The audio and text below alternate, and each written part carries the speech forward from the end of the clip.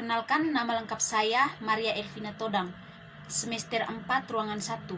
Pada kesempatan ini saya akan menjelaskan materi tentang Gerakan Kerjasama dan Instrumen Internasional Pencegahan Korupsi. A. Gerakan Organisasi Internasional. 1. Perserikatan Bangsa-Bangsa atau PBB. Dalam Kongres PBB ke-10 yang diadakan di Vienna, Austria pada tahun 2000, isu mengenai korupsi menjadi topik pembahasan yang utama. Dalam Resolusi 54/128 of 17 Desember 1999 di bawah judul Action Against Corruption, Majelis Umum PBB menegaskan perlunya pengembangan strategi global melawan korupsi dan mengundang negara-negara anggota PBB untuk melakukan review terhadap seluruh kebijakan serta peraturan perundang-undang domestik masing-masing negara untuk mencegah dan melakukan kontrol terhadap korupsi. Pemberantasan korupsi harus dilakukan dengan pendekatan multidisiplin, dengan memberikan penekanan pada aspek dan dampak buruk dari korupsi dalam berbagai level atau tingkat.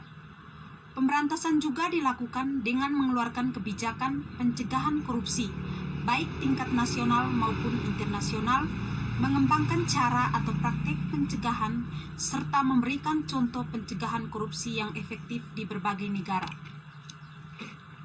Beragam rekomendasi baik untuk pemerintah, aparat penegak hukum, parlemen atau DPR, sektor privat dan masyarakat sipil atau civil society juga dikembangkan. Kesemuanya harus disertai dengan A. Kemauan politik yang kuat dari pemerintah, B. Adanya keseimbangan kekuasaan antara badan legislatif, eksekutif, dan peradilan, C. Pemberdayaan masyarakat sipil, serta D. Adanya media yang bebas dan independen yang dapat memberikan akses informasi pada publik. Bank Dunia. Oleh Bank Dunia, pendekatan untuk melaksanakan program anti korupsi dibedakan menjadi dua, yaitu pendekatan dari bawah dan pendekatan dari atas. Pendekatan dari bawah berangkat dari 5 asumsi, yakni 1. Semakin luas pemahaman atau pandangan mengenai permasalahan yang ada, semakin mudah untuk meningkatkan evidence untuk memberantas korupsi. 2. Network atau jejaring yang baik dibuat oleh World Bank akan lebih membantu pemerintah dan masyarakat sipil atau civil society. 3. Perlu penyediaan data mengenai efisiensi dan efektivitas pelayanan penerimaan melalui korupsion diagnostis. Berikut masyarakat Uni Eropa. Di negara-negara Uni Eropa, gerakan pemberantasan korupsi secara internasional dimulai pada sekitar tahun 1996. Pemberantasan ini dilakukan dengan pendekatan serta pengertian bahwa karena korupsi mempunyai banyak wajah dan merupakan masalah yang kompleks dan rumit, maka pemberantasan korupsi harus dilakukan dengan pendekatan multidisiplin. Monitoring yang efektif dilakukan dengan kesungguhan dan komprehensif, serta diperlukan adanya fleksibilitas dalam penerapan hukum. Yang ke-B, gerakan lembaga swadaya internasional. Yang pertama, Transparency International. Transparency International atau TI adalah sebuah organisasi internasional non-pemerintah yang memantau dan mempublikasikan hasil-hasil penelitian mengenai korupsi yang dilakukan oleh korporasi dan korupsi politik di tingkat internasional. Pada tahun 1995, TI mengembangkan indeks persepsi korupsi. Bukan hampir di 200 negara di dunia. CPI disusun dengan memberi nilai atau skor pada negara-negara mengenai tingkat korupsi dengan range nilai antara 1 sampai 10. Nilai 10 adalah nilai yang tertinggi dan terbaik, sedangkan semakin rendah nilainya, negara dianggap atau ditempatkan sebagai negara-negara yang tinggi akan korupsinya. 2. TIRI didirikan dengan keyakinan bahwa dengan integritas, kesempatan besar untuk perbaikan dalam pembangunan berkelanjutan dan merata di seluruh dunia akan dapat tercapai. Misi dari TIRI adalah memberikan kontribusi terhadap pembangunan yang adil dan berkelanjutan dengan mendukung pengembangan integritas di seluruh dunia. TIRI berperan sebagai katalis dan inkubator untuk inovasi baru dan pengembangan jaringan.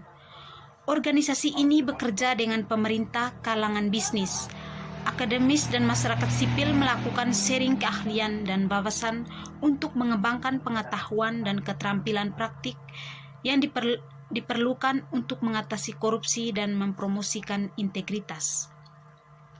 Jaringan ini di Indonesia disingkat dengan nama IEN, yang kepanjangannya adalah Indonesian Integrity Education Network. TIRI berkeyakinan bahwa dengan mengembangkan kurikulum pendidikan integritas dan atau pendidikan anti korupsi, mahasiswa dapat mengetahui bahaya laten korupsi bagi masa depan bangsa. C. Instrumen internasional pencegahan korupsi. Yang pertama, masalah pencegahan. Kedua, kriminalisasi. 3, kerjasama internasional. 4, pengembangan aset-aset hasil korupsi. D, pencegahan korupsi atau belajar dari negara lain. India adalah salah satu negara demokratis yang dapat dianggap cukup sukses memerangi korupsi. Meskipun korupsi masih cukup banyak ditemui dari daftar peringkat negara-negara yang disurvei oleh Transparency International atau TI, India menempati ranking lebih baik daripada Indonesia. Di India, polisi menduduki ranking pertama untuk lembaga yang terkorup, diikuti oleh pengadilan dan lembaga pertahanan. Dari survei TI pada tahun 2007, India menempati peringkat 72 atau sama kedudukan dengan Cina dan Brazil. Pada tahun yang sama, negara tetangga India seperti Sri Lanka menempati peringkat 94, Pakistan peringkat 138, dan Bangladesh peringkat 162. Pada tahun 2007 tersebut, Indonesia menempati nomor 143 bersama-sama dengan Gambia, Rusia, dan Togo dari 180 negara yang disurvei. Peringkat yang cukup buruk jika dibandingkan dengan India yang sama-sama negara berkembang. Ada dua alasan mengapa seseorang melakukan korupsi. Alasan tersebut adalah kebutuhan dan keserakahan. Untuk menjawab alasan kebutuhan, maka salah satu cara adalah dengan menaikkan gaji atau pendapatan pegawai pemerintah. Namun cara demikian juga tidak terlalu efektif, karena menurutnya keserakahan sudah diterima sebagai bagian dari kebiasaan masyarakat. Minimnya role models atau pemimpin yang dapat dijadikan panutan dan kurangnya political will dari pemerintah untuk memerangi korupsi. Kurangnya langkah-langkah konkret pemberantasan korupsi.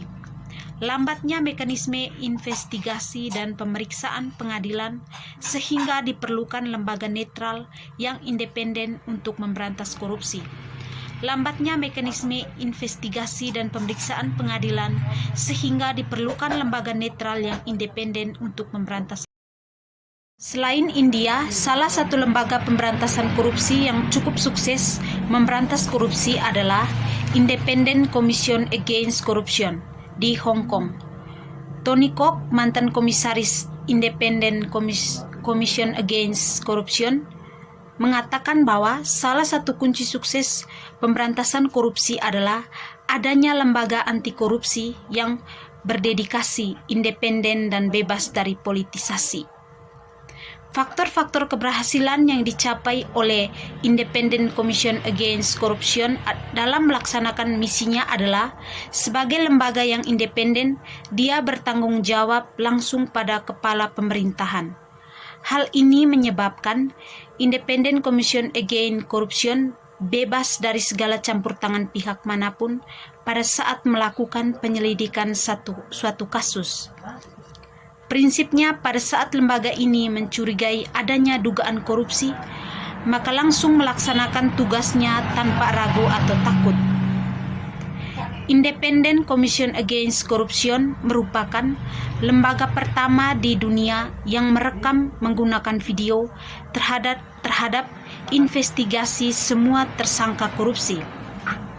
Strategi yang ditempuh Independent Commission Against Corruption Hong Kong dalam memberantas korupsi dijalankan melalui 3 cabang kegiatan, yaitu penyelidikan, pencegahan, dan pendidikan. Melalui pendidikan, diharapkan masyarakat semakin paham peran mereka bahwa keikutsertaan mereka dalam memerangi korupsi merupakan kunci utama keberhasilan pemberantasan korupsi. Dalam penjelasan Undang-Undang Nomor 7 Tahun 2006, ditunjukkan arti penting dari ratifikasi konvensi tersebut, yaitu 1. Untuk meningkatkan kerjasama internasional, khususnya dalam melacak, membekukan, menyita, dan mengembalikan aset-aset hasil tindak pidana korupsi yang ditempatkan di luar negeri. 2. Meningkatkan kerjasama internasional dalam mewujudkan tata pemerintahan yang baik. 3. Meningkatkan kerjasama internasional dalam pelaksanaan perjanjian ekstradisi, bantuan hukum, timbal balik, penyerahan narapidana, pengalihan proses pidana, dan kerjasama penegakan hukum.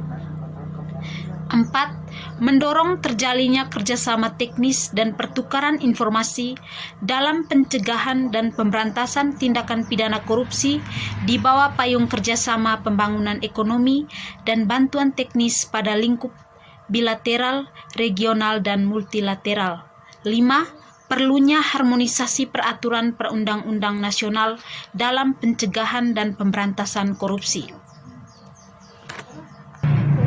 Demikian penjelasan saya mengenai gerakan kerjasama dan instrumen internasional pencegahan korupsi. Terima kasih.